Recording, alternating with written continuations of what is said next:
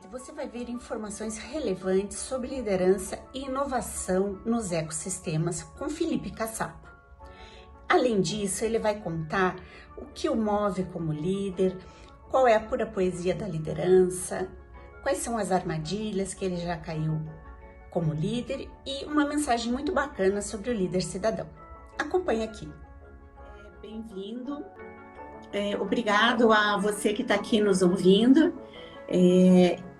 Esse é um episódio da série Leader Experience, que é uma série que foi desenvolvida para vocês ouvirem sobre líderes. Então, a gente diz que é uma jornada inspiradora feita para você que está aqui nos ouvindo.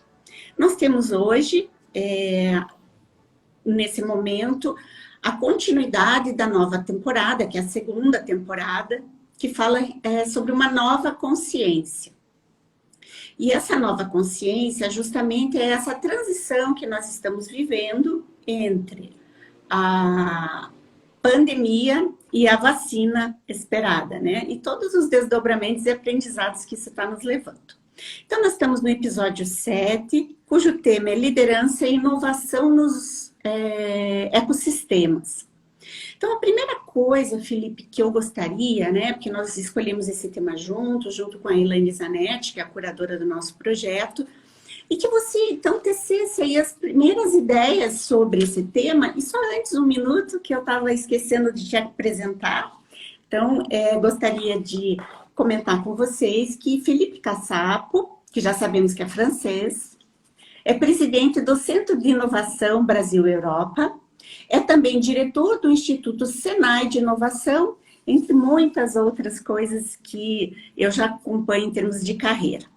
Felipe, então, por favor, vou te passar a palavra, nos conta suas ideias sobre inovação nos ecossistemas. Bom, primeiramente, boa noite. Boa noite a você, Suzane, e boa noite a todas as pessoas que estão nos acompanhando nesse momento. Quer dizer que é uma honra muito especial compartilhar esse momento com vocês, pois esse tema da inovação é um tema bem amplo, é um tema que eu pessoalmente caracterizo como progresso. A gente vai ter a oportunidade de voltar a falar sobre o que é ou não é inovação. Para mim, inovação é progresso, e provavelmente esse é o motivo pelo qual é tão importante falar sobre a ciência, a tecnologia, obviamente a educação que sustenta a ciência e a tecnologia, o empreendedorismo que permite colocar a ciência e a tecnologia em ação para, no fim da cadeia, melhorar a vida das pessoas. Então, por que para mim é tão especial ter esse momento de reflexão com você e com vocês que estão agora participando dessa conversa? Porque era sempre óbvio, na realidade, a gente falar sobre a importância da ciência, da tecnologia, da inovação, do progresso. Era sempre óbvio reconhecer que o mundo estava se encaminhando para desafios de sustentabilidade complexos, eu diria graves.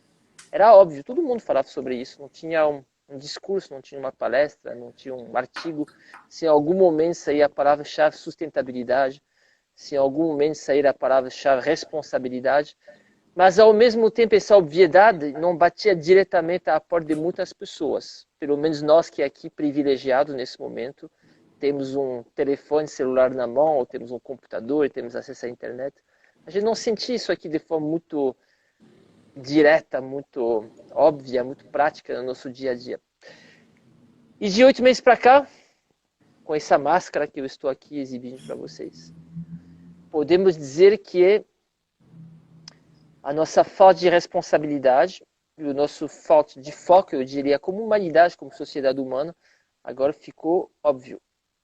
Nós desencadeamos forças biológicas que não conseguimos controlar mais. Isso tem impacto direto sobre as nossas vidas, do ponto de vista econômico, e logicamente a economia tem importância, porque ele influencia a renda, consequentemente ele influencia o bem-estar das pessoas, mas também temos psicológicos das nossas famílias, com os nossos filhos, os nossos parentes, e essa preocupação toda que, afinal de contas, é muito mais do que um confinamento físico, é um confinamento mental. Eu reconhecer que a gente criou uma situação de confinamento mental e que não mais queremos voltar, isso para mim é importante, ao mundo de antes. Todo mundo pergunta, mas quando voltaremos ao mundo de antes? eu desejo que a gente não volte mais ao mundo de antes. Porque se a gente volta ao mundo de antes, a gente vai acabar recriando as condições que nos levaram nessa situação atual. Pois o mundo do antes era um mundo em que possivelmente a gente não conseguia a colocar a ciência, a tecnologia e a inovação à disposição do que mais importa, que é melhorar a vida das pessoas, ter respeito social, ter respeito ambiental. E é nesse sentido, então, que fico feliz de compartilhar esse momento com vocês, e nesse sentido que digo para vocês que nesses alguns anos de experiência que eu tenho no tema inovação, para mim, inovar e atuar no ecossistema de inovação é, antes de mais nada, colocar a ciência e a tecnologia a serviço do bem-estar social, do bem-estar das pessoas. Uhum. Felipe, olha, você falando assim, né, de uma forma tão contundente, acho que a gente pode aproveitar que a gente está num momento aqui tão importante, né, desse nosso mundo. Você fala de uma forma, como eu comentei, muito contundente, da nossa falta de responsabilidade. Vamos colocar isso com, assim, com o teor que merece, né? Então, você está dizendo da nossa falta de responsabilidade com a ciência, com a tecnologia, com o ecossistema, com tudo. Gostaria de aprofundar alguma dessas coisas, porque para mim você é uma referência na inovação. Então, o que você puder trazer para nós aqui, eu acho fundamental. Bom, primeiramente, quem eu sou para ser uma referência? Eu sou apenas um indivíduo que quer servir uma causa. Eu acho que a gente vai voltar a falar sobre isso, né? O que é liderança? Boa pergunta. Não sei se alguém realmente consegue responder, mas eu me vejo pessoalmente como alguém que acredita que tem a oportunidade de servir uma causa. E essa causa é a causa de desenvolver um mundo mais equilibrado, mais justo para mais pessoas, empoderando outras pessoas, para essas outras pessoas poderem colocar o conhecimento, a ciência, a tecnologia a serviço do maior bem-estar de mais pessoas. Então, eu vejo pessoalmente o tema da liderança como a capacidade de você, ou melhor, a responsabilidade ou a escolha que você faz de empoderar outras pessoas, de habilitar outras pessoas, para que elas possam também construir as transformações que levam ao maior bem-estar. Então, voltando a falar sobre essa responsabilidade, o que ela significa? Significa que em algum momento a gente confundiu os meios e os fins. Em algum momento na minha própria vida, no passado, eu já cheguei a dizer, e hoje me arrependo, vergonha sobre mim mesmo, shame on me, eu já cheguei a dizer que a inovação era transformar conhecimento em dinheiro, ou transformar conhecimento em nota fiscal. E tenho certeza que em alguns momentos, algumas pessoas ainda falam isso mesmo. Não? Inovação é quando a gente consegue transformar o conhecimento, a novidade, a ideia, em nota fiscal, em dinheiro. Eu acho que ao dizer a gente está confundindo os meios e os fins. O lado financeiro do mundo, a economia, é um meio, é uma invenção. O dinheiro é uma invenção humana. Uma invenção muito útil, é uma alquimia global, generalizada, uma alquimia universal, que permite converter qualquer coisa em qualquer outra coisa. Mas essa alquimia universal de conversão é um meio. A grande questão é o fim. O recurso financeiro, o dinheiro como dinheiro, é um meio. Para quê? Quais são os fins? Por quê? E aí, na confusão entre o meio e os fins, o meio sendo a criação de valor econômico e o fim, o bem-estar social, que a gente se perdeu. Ao colocar a ciência, a tecnologia e a inovação ao serviço da geração de resultados financeiros como fim, a gente comete um equívoco, na minha opinião, que nos leva à situação atual. E não estou falando aqui que a gente tem que demonizar a economia de capital, que o dinheiro é mau, nada disso. É um meio que funciona bem para muitas coisas, é um meio útil. Inclusive, o empreendedor precisa de recursos financeiros para que a empresa dele possa crescer.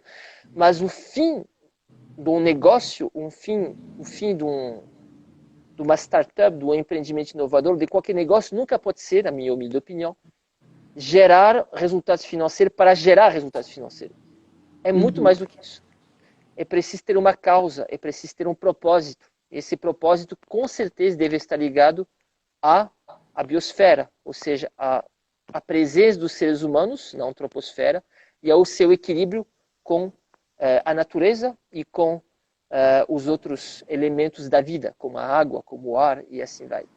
A partir do momento que a gente começa a reequilibrar o meio e os fins e realmente recoloca a ciência, o conhecimento e a inovação com a finalidade de melhorar o bem-estar das pessoas, utilizando os meios financeiros como um meio, possivelmente a gente vai ter resgatado o elemento mais importante, que é sermos humanos.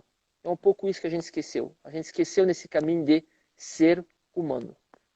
Uhum.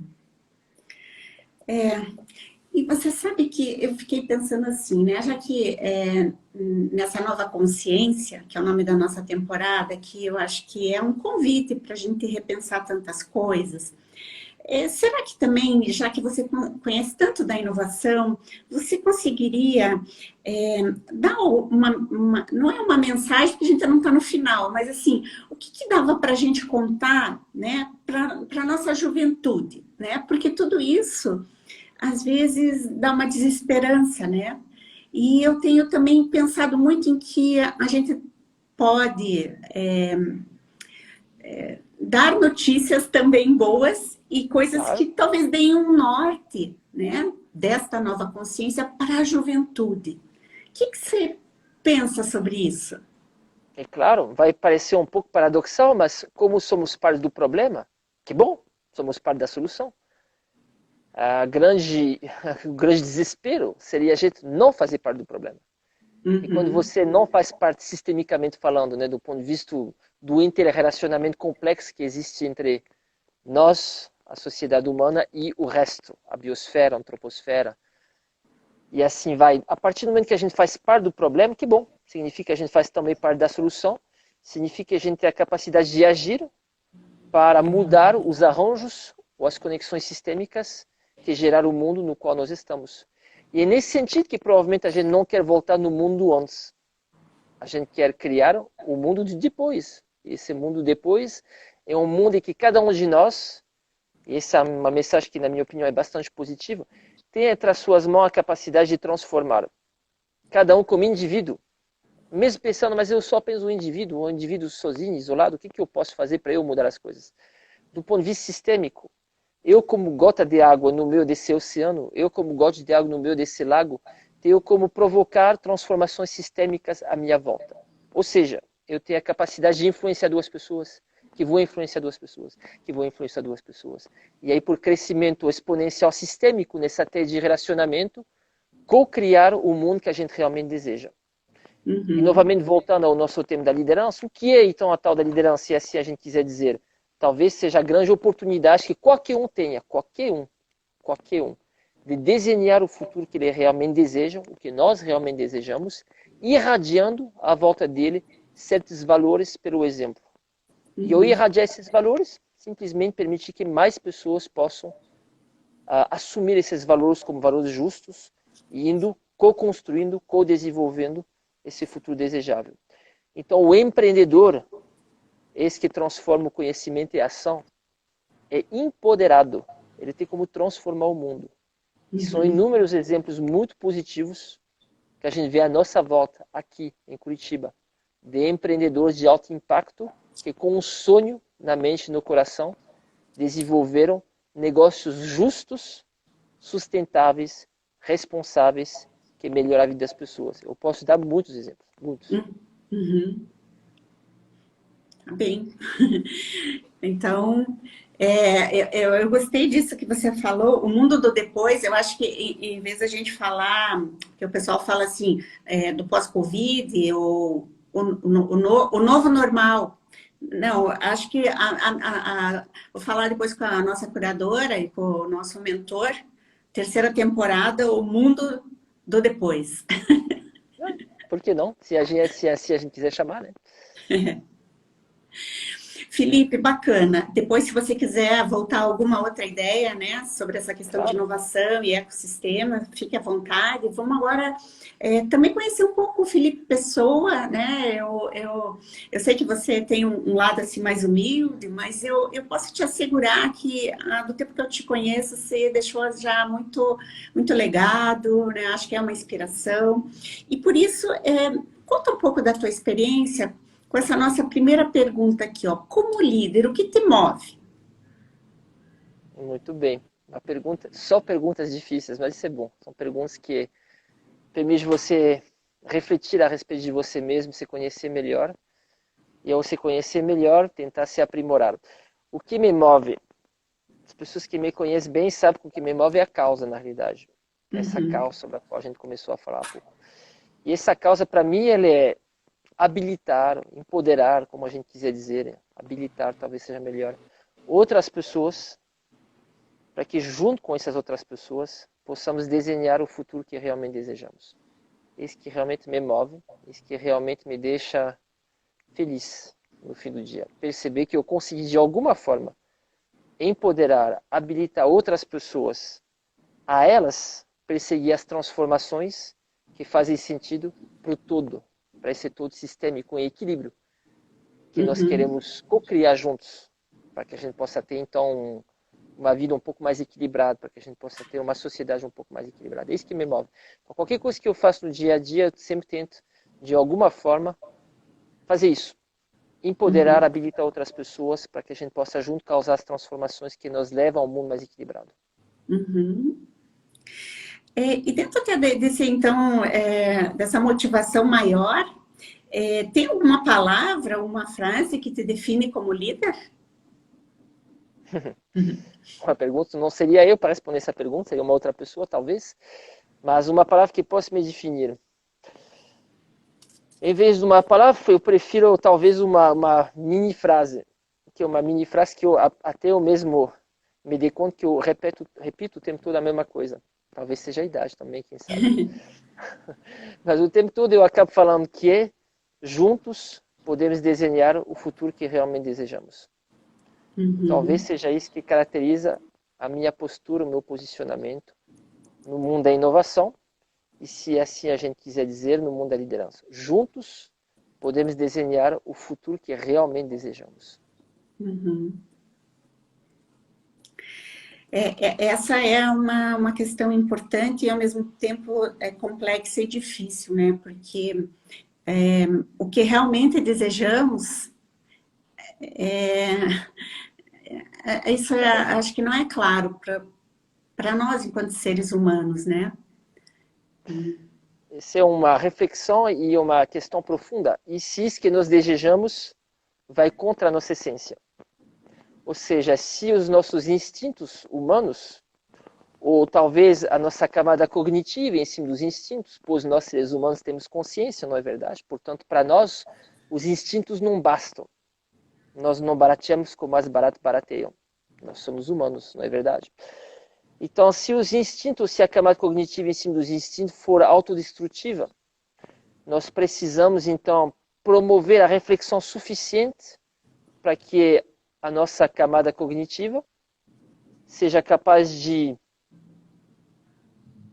adequar os nossos instintos e se autoadequar para que a forma como a gente se comporta seja sustentável no sentido de minimamente não autodestrutiva. Mas isso ainda é muito antropocêntrico, né? É muito olhar para nós apenas seres humanos, mas não existe apenas seres humanos, existem muitos outros seres vivos.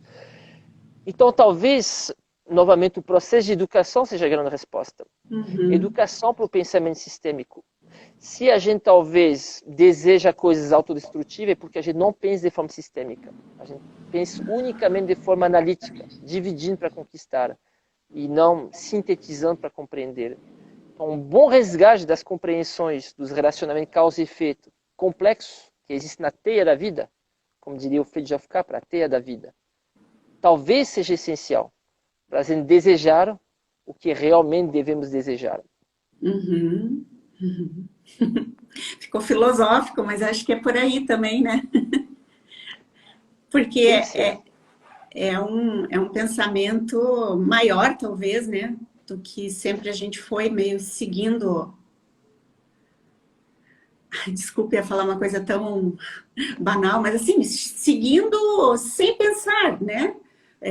Até com movimentos, pensamentos e ações automáticas, né? Eu acho que talvez o mundo peça que a gente não simplesmente siga, sim. E você falou que é filosófico e tem que ser filosófico. Por que a gente teria medo, repúdio da filosofia? A filosofia é o amor à sabedoria, é isso que significa filosofia. Não é? O amor à filosofia, ou seja, o amor à sabedoria. A partir do momento que eu me coloco numa postura filosófica, simplesmente significa que eu quero aprofundar o pensamento, só isso. Porque eu tenho Ai, que certa lindo. paixão, certo amor à sabedoria. Então eu quero aprofundar o pensamento. Que bom que a gente quer aprofundar o pensamento. Que bom que a gente não quer ser refém, literalmente, ou escravo Isso. dos nossos sentidos. Refém, escravo Desses dos nossos instintos, dessas... instintos. Refém ou escravo de modelos predefinidos para nós. Por que o modelo precisaria ser predefinido para nós? Nós podemos reconstruir os modelos a qualquer momento. Aliás, para voltar à inovação, o que é inovação se não for disruptir os modelos atuais para criar modelos mais sustentáveis, inclusive em termos de negócio mesmo, modelos de negócios mais sustentáveis. Esse disruptir é não aceitar o que me foi legado como pensamento, é ter espírito crítico, no bom sentido, construtivo, por meio do diálogo, para eu reconstruir a minha verdade. Portanto, a filosofia é muito importante. Essa questão do pensamento crítico, ela ultimamente tem sido algo assim de um peso tão fundamental, né? Porque como a gente, como a máquina ou a automação ou várias coisas reproduzem, né? Muitas coisas e nós temos muita facilidade de acesso a qualquer coisa, né? Eu entro no Google, então assim, muitas vezes tudo isso vem muito pronto e eu pouco levo o tempo que seria necessário para fazer a análise e tomar as decisões face a isso que seria importante. Eu acho que é um pouco disso, né, que você também Com está certeza. falando. Eu acho. Eu acho que, novamente, um exercício que qualquer um de nós pode fazer a qualquer momento. Vamos voltar ao que eu não é liderança. Para mim, portanto, a minha causa é habilitar ou empoderar pessoas para que elas possam desenhar o futuro que realmente desejamos. Muito bem.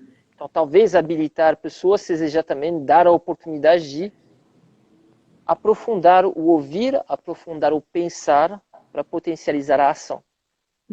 E a gente tem que fazer com muita humildade. É muito importante. Em nenhum momento a gente pode se colocar como detentor de qualquer tipo de verdade, porque seria até autocontraditório com a proposta, né? A partir do momento que eu sou detentor de qualquer verdade, então eu não consigo mais empoderar mais ninguém ou habilitar ninguém para fazer mais nada, porque eu me acho detentor da verdade. Por isso a postura da humildade, para mim, é decisiva e fundamental nessa proposta de empoderar ou habilitar pessoas para aprofundar o pensamento crítico, construtivo, para empoderar a ação. Nossa, faz todo sentido para mim. A gente falando aí de filosofia, não é uma conexão direta, mas pensei em algo da poesia, né? Existe alguma pura poesia da liderança para o Felipe? Sim.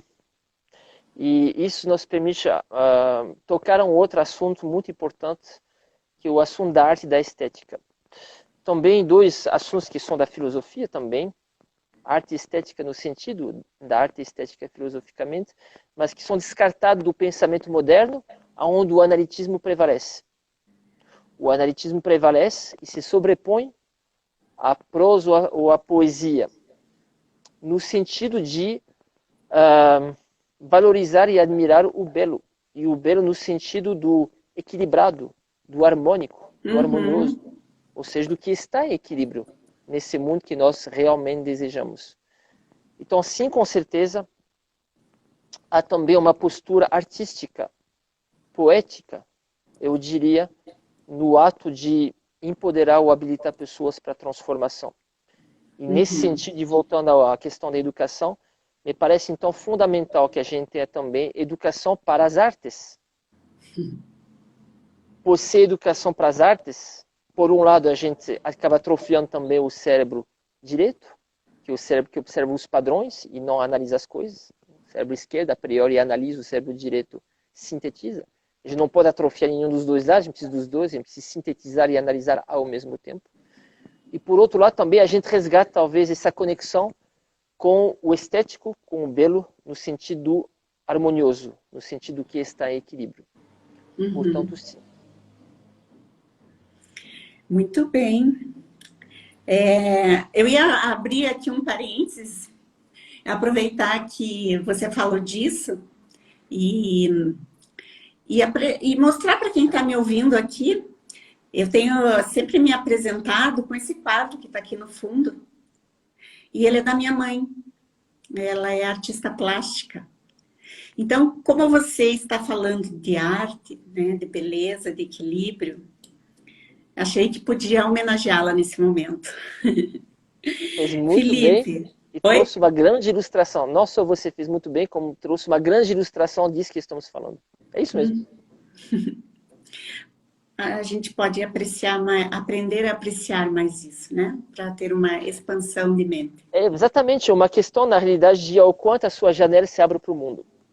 Se você não aprender a apreciar certas coisas do ponto de vista da arte, você deixa uma parte da sua janela fechada sobre o mundo. E ao ter uma parte da sua janela fechada, você não consegue compreender o mundo na sua maior totalidade que você poderia compreender e ter acesso. E é assim que você acaba desenhando futuros não desejáveis, por não ter uma janela suficientemente aberta sobre o todo. Então tem que abrir mais a janela sobre o todo, para desenhar futuros realmente desejáveis. E daí isso vem com o que você disse antes, né? Como a gente tem que se desapegar a essas verdades, não é, Felipe? Porque é ela Também, que não nos permite abrir novas janelas. Só que a gente fica. perfeitamente. A verdade é minha. É minha a verdade. E isso é uma luta constante, na realidade. É uma dicotomia, uma tensão, uma contradição interna que a gente tem o tempo todo. É a contradição do falar e do ouvir. Se eu Do falo, não falar, escuto. desculpa, não ouvi. Do falar e do ouvir. Ah. Se eu falo, eu não escuto. Se eu escuto, eu não falo. Geralmente eu não Uhum. faço os dois ao mesmo tempo, não é verdade? Então, como ter o justo equilíbrio entre o falar e o ouvir para ter diálogo? E no É. diálogo, a gente construir novas realidades. Porque as novas realidades se constroem primeiro no diálogo, para depois se transformar em tecnologia que nos permite intervir no mundo real. Mas primeiro tem o diálogo. O diálogo é o diálogo da ciência, é o diálogo da construção do conhecimento novo, que Uhum. uma vez cristalizado por meio da tecnologia, nos permite intervir no mundo real e transformar o mundo real. Mas o diálogo e a construção do conhecimento precedem a tecnologia, que é a cristalização do conhecimento novo, que por sua vez permite uma intervenção no mundo que transforma o mundo no qual a gente vive. Uhum. Felipe, ainda tentando trazer aqui para quem está nos ouvindo um pouco mais dessa tua experiência, me diga o seguinte: quais as dúvidas que permearam a tua jornada de liderança que talvez ainda te acompanhem?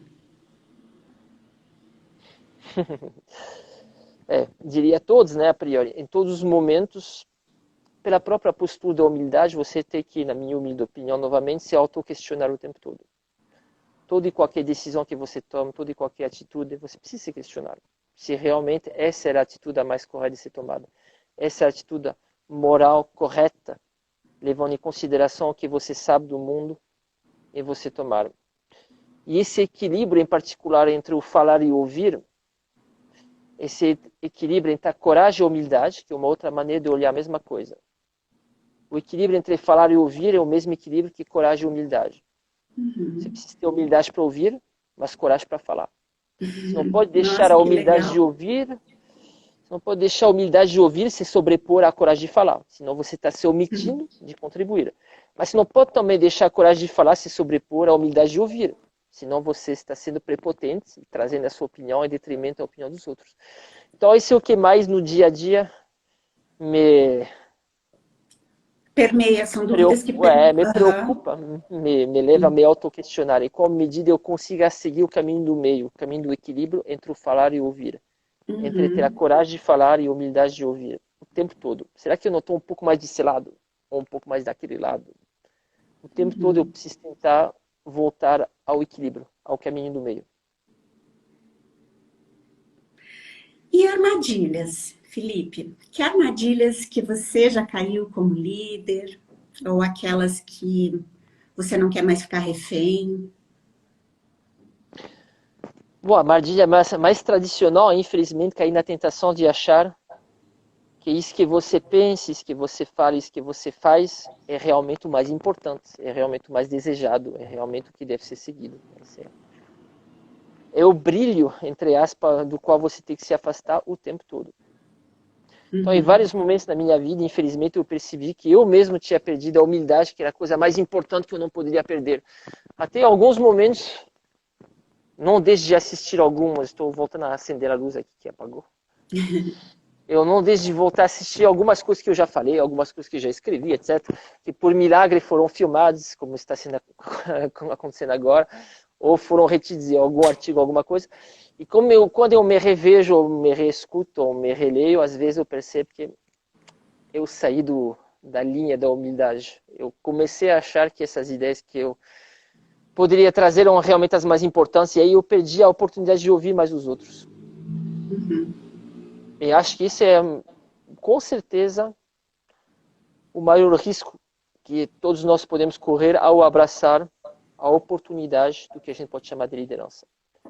E se deixar cegar pelo brilho. Se deixar cegar, literalmente ficar cego pelo brilho da crença no seu próprio posicionamento, nas suas próprias ideias. Essa é uma linha muito tênue, né? Você já deve ter ouvido falar que a gente é assim, até que tem tudo a ver com o que você está defendendo, que nós ainda estamos muito pensando no ego-sistema e não no ecossistema, né? Exatamente. E aí o brilho é um canto de sereia, né? E como é fácil, infelizmente, se deixar seduzir e como é fácil ficar cego e nem perceber. O grande problema é quando você não enxerga os seus próprios pontos cegos. Você desconhecer alguma coisa, mas conhecer que desconhece, não é um problema. Porque você conhece que desconhece, então você tem como corrigir. O grande problema é o metadesconhecimento. É desconhecer que você desconhece. Porque se você desconhece que desconhece, você não tem consciência do seu desconhecimento. Consequentemente, você não tem como corrigir. Você precisa primeiro reconhecer que desconhece para depois poder desconstruir a sua própria falta de conhecimento. E nesse sentido, é o olhar do outro, é a fala do outro, que vai despertar em você o reconhecimento dos seus pontos cegos. As coisas que você não sabe e não sabe que não sabe. Então, o grande remédio, possivelmente, para não cair na armadilha do brilho, é ouvir. E é se desconstruir, se reconstruir o tempo todo. E nunca pensar que plenamente construídos estamos. Pois quando achamos que plenamente construídos estamos, na minha opinião, já é o fim. Já é, não tem mais nada para agregar. Você já está pronto, você está, acabou, né? A próxima etapa é você não ser mais. É. Não tem mais próxima etapa. Você já se construiu plenamente? Bom, que bom. Não tem mais próxima etapa. Acabou. Olha, Felipe, você trouxe aqui várias, de alguma forma, dicas, né? Dentro disso que nós temos buscado na nossa série Leader Experience, que é abrir um pouco dessas janelas, né? De que as pessoas recorram a quem já caminhou um pouco a jornada. Eu acho que você nos ajudou com isso, com muitas dicas. E vamos chegando aqui ao final. Eu queria te perguntar se você tem uma mensagem final. De alguma forma você já... eu tinha uma pergunta aqui que eu queria te fazer, mas para mim, de alguma forma, você já respondeu. Não há problema se você voltar a falar dela, mas eu acho que você falou muito sobre o seu papel como líder cidadão para o mundo, né? Para mudar o mundo. Mas, de qualquer forma, essa seria... só para você não se sentir obrigado a falar algo que você já tenha colocado, né? Mas dentro dessa ideia maior, né, do líder cidadão, você tem alguma mensagem final que você queira deixar para quem está aqui nos ouvindo? Primeiramente, eu quero agradecer. Novamente, é uma honra poder compartilhar esse momento com você, com as pessoas que aqui estão. Eu diria que se realmente um momento de turbulência, então é um bom momento. É claro que o momento de turbulência é um momento de sofrimento também, ninguém deseja ele. Mas já que o momento é de turbulência, vamos aproveitar para deconstruir e reconstruir o que precisa ser efetivamente co-criado, o futuro que realmente desejamos. E nesse sentido, a minha mensagem é muito simples. Todos nós, sem exceção, todos nós, temos a oportunidade de ser grandes líderes cidadãos. Uhum. Ninguém tem o direito de dizer que liderança é inato. Você nasceu para ser líder ou não nasceu. Isso é uma mentira cujo objetivo é escravizar a mente das pessoas. Todos nós temos entre as mãos e na nossa mente o poder e a possibilidade de co-criar o futuro que realmente desejamos. Então a minha mensagem é muito simples. É a própria mensagem de Gandhi. E seja a transformação que você quer ver. Você pode transformar o mundo. Você está empoderado para transformar o mundo. E como transformar o mundo, logicamente, é uma tarefa razoavelmente complexa. Nunca se consegue com o indivíduo só. Então, possivelmente, a melhor forma de ser a transformação que queremos ver é empoderar ou habilitar outras pessoas para que juntos a gente possa ser essa transformação. Eu sozinho não faço nada, zero, absolutamente nada no dia a dia.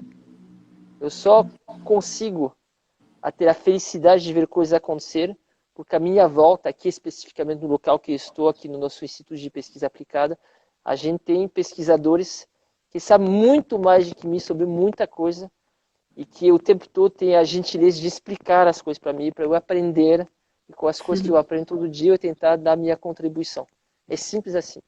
E todos eles que estão aqui, e todos que estão nos escutando, e quem nos escutará, quem sabe, todos podem e têm entre as mãos o poder para transformar a realidade.